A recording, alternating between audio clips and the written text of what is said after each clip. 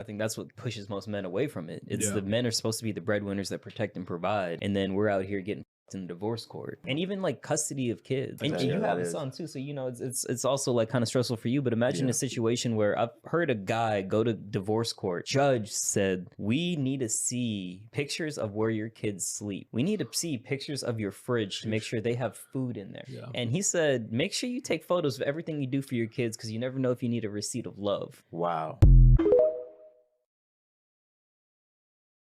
You are a man and you can't pay all the bills. I do not want you to join any masculine modern women conversations. If you are not a man that can provide a safe space for her to be vulnerable enough to embrace her femininity with you, then shut the fuck up. If you don't provide and protect emotionally, financially, spiritually at a high level, shut the fuck up from a woman that can provide for herself. Quit complaining about these independent women. If you not a man, it's gonna be a solution to that. The reason why there's so many independent women out here is because like you be so not dependable. If you provide her with a hard life, don't complain about the fact that when she come in your life, she not being soft. You want a woman to be submissive to you when you can't even submit the full rent payment? All y'all do is offer stress and headaches and wondering why this woman ain't your piece. She came over to us at a boxing fight a month ago with Floyd Mayweather in Dubai. She was a ring girl. She approached him. He was sitting there looking over. She walked over willingly to him, smiling. He's been very stiff, saying, "Look, I'm watching the fight." And you can hear her saying, "What are you doing tonight?" Blah, blah, blah. Like, just talk in general, nothing wrong on her behalf. And then he goes, "Look, I'm watching the boxing." He does this, like this, and she gets a bit shy and walks off. Then this same lady, today, I saw in the press in UK tabloids and some of the Daily Mail speaking, saying how she was being lured by him on social media to come to Romania. She's so happy she didn't. It could have been very dangerous for her.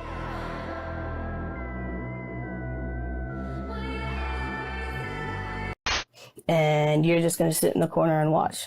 Jesse, how does that make you feel? I like it. I enjoy it. You enjoy it. So how does this happen? Yeah, she'll bring home guys, or we'll go meet guys at like hotel rooms or stuff. And what type of guys are these? Well, I have a black-only preference, so... Of course. So how often do you guys do this? At least once or twice a week. Jesse, isn't this humiliating to some degree?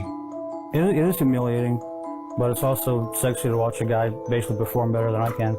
Do you guys still have intercourse with each other? No. Not in the traditional sense.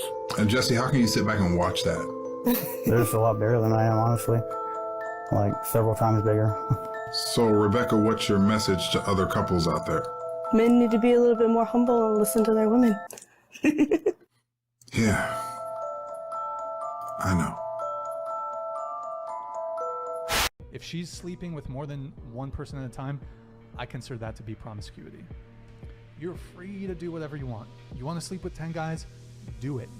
But I'm also free to not want to take you seriously in the long-term relationship because you're doing that.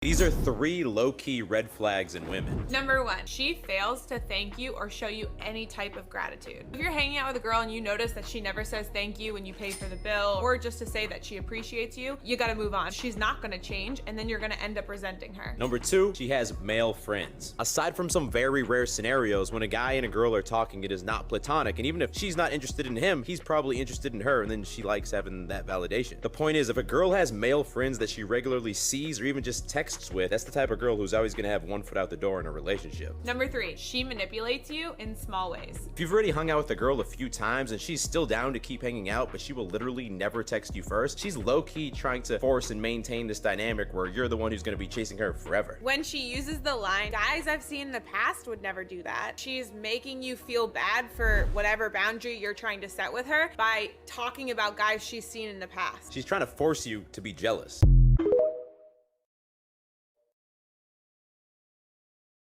Ladies and gentlemen, welcome to the segment of the show called Dating Profile Appraisals. This is where I go through my actual Tinder, Bumble, Hinge, and Facebook dating accounts and show you guys some of the ignorant ass profiles I've matched with. Now I know what you ladies are gonna say, well, why did you swipe right on her if she had a rude dating profile? Ladies, let me let you in on a little secret. We do not read your dating profiles. We just swipe right until we run out of swipes. And the only way we unmatch you is if you're super fat, ugly, or you're a dude.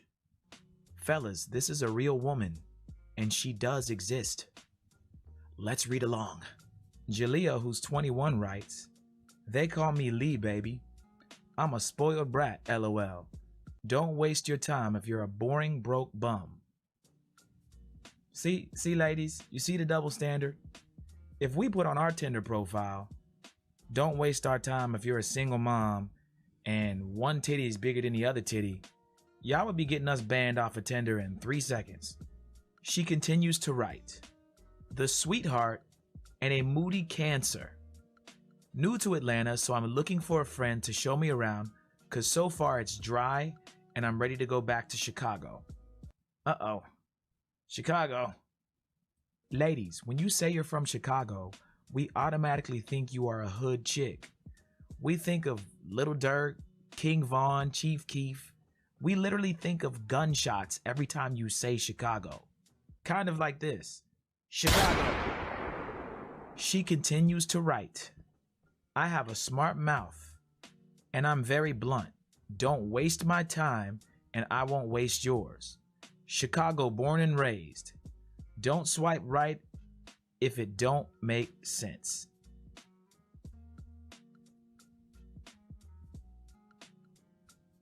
Ladies, the arrogance and the cockiness nowadays is through the roof. To even make a profile like this and like literally be serious is crazy. Fellas, have you ever came across a profile like this before? Ladies, does your profile look like this? Ladies, if your dating profile looks like this, you need to reevaluate your dating strategy. Why not put something nice on your profile? Her whole profile is what she doesn't like about men or what she doesn't want. Why don't you ladies put what you can offer to a man or what you like to do? Put something intriguing on your profile. Let me know what you guys think in the comments.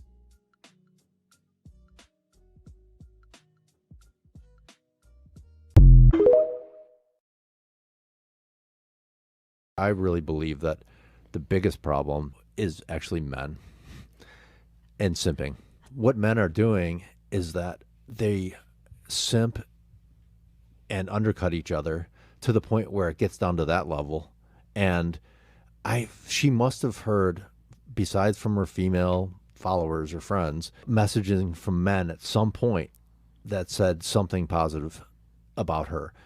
The reality is that guys are doing this because they'd rather get somebody who's less attractive than zero. Mm-hmm.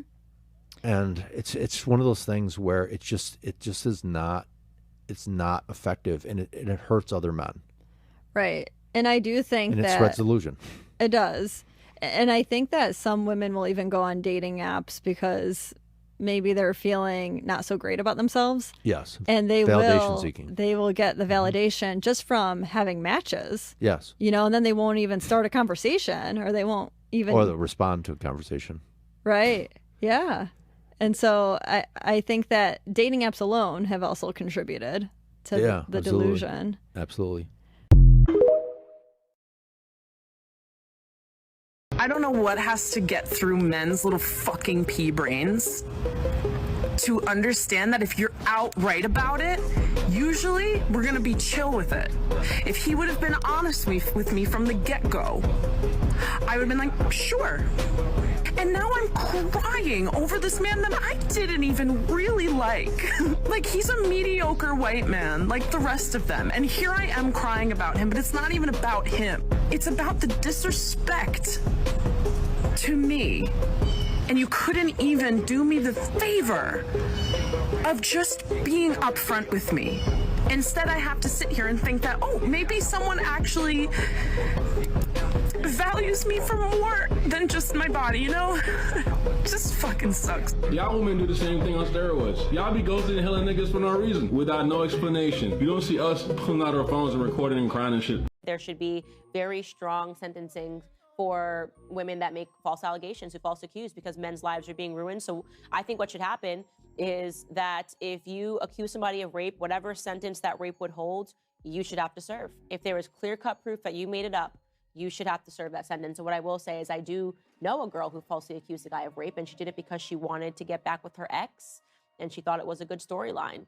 And it was absolutely disgusting. And I am no longer friends with that girl to this day. And you know what? I was so young then, but I should have had the courage to call the police and have told them that, hey, I do think that she's lying. I can't say for certain that she was lying, but it was a little suspect to me. And I do believe that she did it to get back with her ex. And it worked.